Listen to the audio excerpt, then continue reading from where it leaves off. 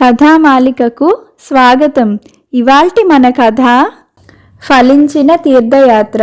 ఒకరోజు పాపన్న నివసించే గ్రామానికి లింగయ్య అనే శివభక్తుడు వచ్చాడు. లింగయ్య రాకను గురించి విన్న పాపన్న అతన్ని తన ఇంటికి ఆహ్వానించి భోజనం పెట్టి కుశల ప్రశ్నలు వేశాడు.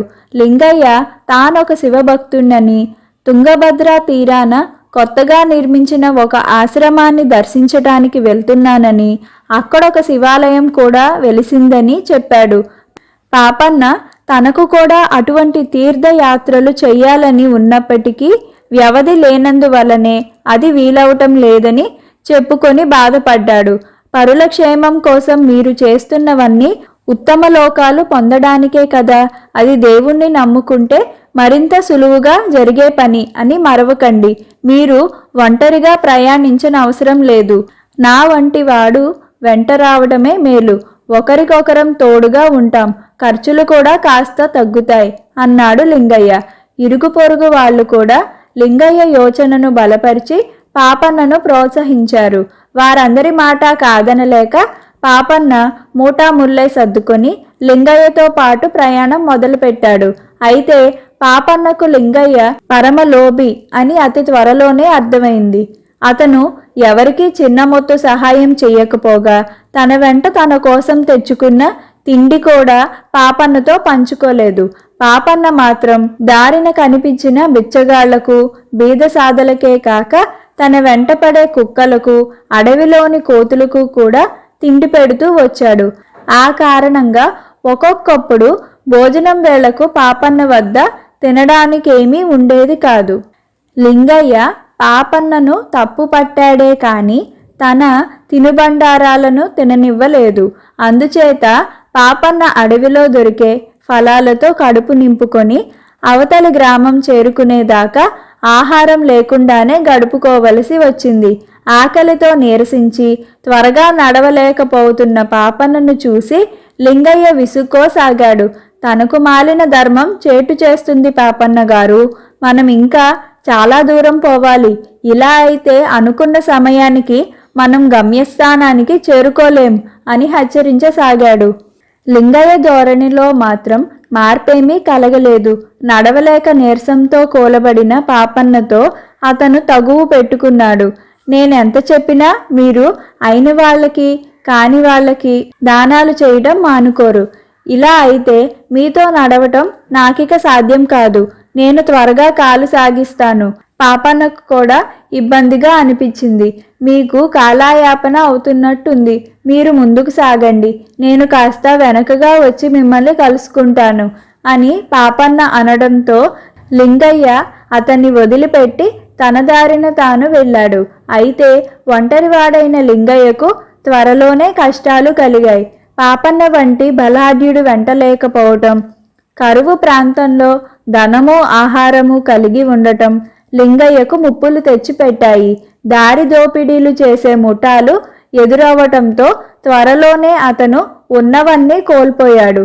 అటు పాపన్న పరిస్థితి కూడా విషమించింది. తినడానికి తాగటానికి ఏమీ లేని పరిస్థితిలో ఒక రోజున మిట్ట మధ్యాహ్నపు ఎండదెబ్బకు అతను దారిలోనే స్పృహ తప్పి పడిపోయాడు. అటుగా వెళ్తున్న ఇద్దరు సాధువులు అతన్ని దగ్గరలో ఉన్న తమ ఆశ్రమానికి తీసుకువెళ్లారు. అక్కడ సేద తీరిన తర్వాత పాపన్నకు వారి గురించి తెలిసింది. ఆ సాధువులిద్దరూ సోదరులు. ఎవరితోనూ సంబంధం లేకుండా ఒక కుటీరం నిర్మించుకొని జీవిస్తున్నారు. సమీపంలోని చిట్టడివే వారికి అవసరమైన వాటన్నిటినీ సమకూరుస్తుంది. మెల్లగా పాపన్నకు వారి జీవన శైలి అర్థమయ్యింది. తాను అక్కడ ఆహారంగా తిన్న కొత్త రకం దుంప గురించి పాపన్న ఆరా తీశాడు. తినటానికి చిలకడ దుంపలాగానే ఉన్నప్పటికీ ఆ మొక్కలు ఎక్కువ నీటి సరఫరా లేకుండానే ఆ అడవిలో సులువుగా పెరుగుతాయని, వాటి ఆకులు కూడా తోటకూరలాగే తినడానికి రుచిగా ఉంటాయని అతను తెలుసుకున్నాడు. బ్రహ్మజముడు వంటి మరొక జాతి మొక్క కూడా అతని కంటబడింది. వాటి మట్టలను విరిచినప్పుడు అందులోని స్వచ్ఛమైన నీరు తాగటానికి పనికొస్తుందని, మంచినీరు దొరకని పరిస్థితిలో అది మనుషుల ప్రాణాలు కాపాడగలదని అతనికి అర్థమైంది. ఆ సాధువులు ప్రకృతితో కలిసిమెలిసి సహజీవనం చేస్తున్నట్టుగా పాపన్నకు అనిపించింది. వారం రోజులు గడిచాక వారి సహాయానికి ఆతిథ్యానికి కృతజ్ఞత తెలుపుకొని పాపన్న మళ్ళీ కాలిబాట పట్టాడు. ఆ మర్నాడే అతనికి గుర్రం మీద వేగంగా వెళ్తున్న ఒక రౌతు కనిపించాడు. చాలా ఏళ్ల క్రితం రాజ సన్మానానికై పాపన్నను ఆహ్వానం అందించిన రౌతు అతనే. అతనిప్పుడు పాపన్నను గుర్తించి గుర్రం దిగి గౌరవంతో నమస్కరించాడు. తాను దగ్గరలోనే ఉన్న సంస్థానాధీశుడి వద్దకు ఏదో లేఖ అందించటానికి వెళ్తున్నానని, పాపన్నకు సహాయం అందించమని ఆ సంస్థానాధీశుడిని కోరుతానని అతను చెప్పాడు. త్వరలోనే పాపన్న కోసం ఒక పల్లకి, దాన్ని మోస్తున్న 4 బోయలు వచ్చేశారు. పాపన్న వారితో సంస్థానానికి వెళ్ళాడు. పాపన్నను గురించి తెలుసుకున్న ఆ రాజు అతడికి తగిన అతిథి సత్కారాలు చేశాడు. పాపన్న 1-2 రోజులు సభా కార్యక్రమాలలో కూడా పాల్గొన్నాడు. ఆ రాజ్యవాసులకు తిండి నీరు ప్రధాన సమస్యలు. సారం లేని నేలలో పంటలు పండటం లేదు. రాజు కూడా వారికి సహాయం చేయలేక శిస్తులు కూడా రాబట్టలేని పరిస్థితిలో ఉన్నాడు. ఒకరోజు సభలో పాపన్న లేచి నిలబడి ఇలా అన్నాడు: రాజా, మీ ప్రాంతంలో ఉన్న అడవి దుంపలు నీటి ఎద్దడి ఉన్న ప్రదేశాల్లో కూడా సులువుగా పెరుగుతాయి. వీటి వల్ల మంచి పౌష్టికాహారం అందరికీ చౌకగా లభిస్తుంది.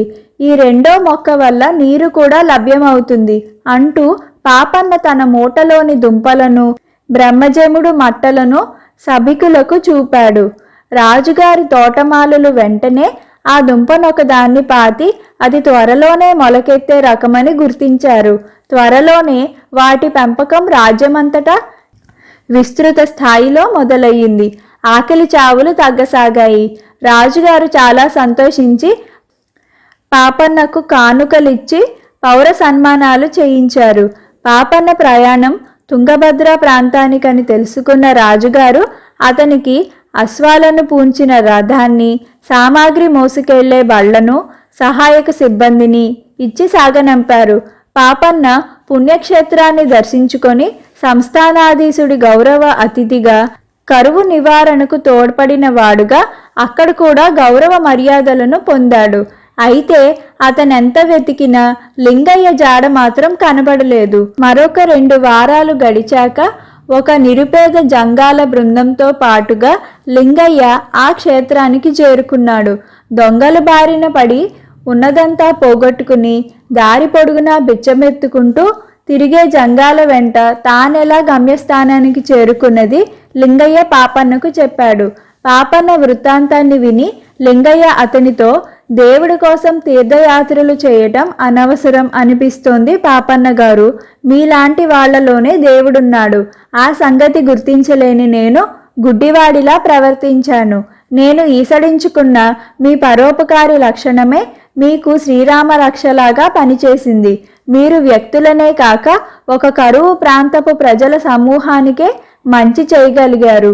మీకెన్ని గౌరవాలు దక్కినా అవి తక్కువే అంటూ కళ్ళనీళ్లు పెట్టుకున్నాడు.